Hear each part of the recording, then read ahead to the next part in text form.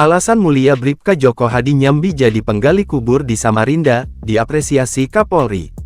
Bribka Djoko Hadi Aprianto 37 Bintara Polsek Samarinda Hulu nyambi jadi penggali kubur, viral di media sosial.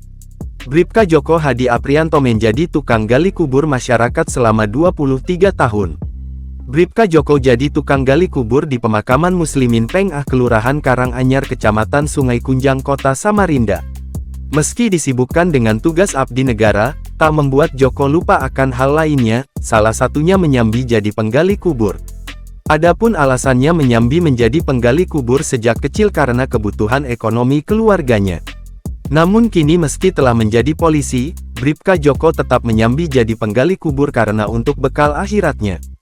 Kalau dulu saya menggali kubur karena kebutuhan ekonomi, alhamdulillah saya punya bapak polisi juga, tapi dari tamtama, saya 7 bersaudara, gaji bapak saya hitungannya gak cukup buat kami, jadi saya cari tambahan sendiri ikut penggali kubur, kata Bribka Djoko lewat Instagram @Polresta Samarinda, Selasa, tanggal 10 September tahun 2024.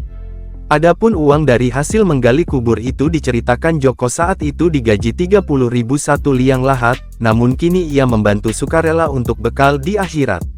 Dulu waktu saya SMP digaji Rp20, Rp30.000 satu liang lahat, kalau sekarang untuk bekal di akhirat saya, pasti bakal mati, tuturnya.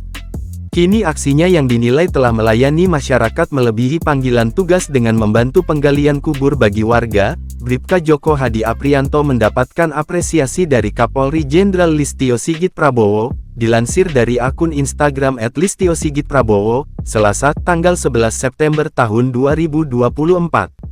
Kapolri Jenderal Listio Sigit Prabowo memberikan perhatian langsung Bribka Djoko Hadi Aprianto, Bintara Polsek Samarinda Hulu, yang juga seorang penggali kubur. Pertemuan itu berlangsung di Polresta Samarinda, Kalimantan Timur, Senin tanggal 9 September tahun 2024.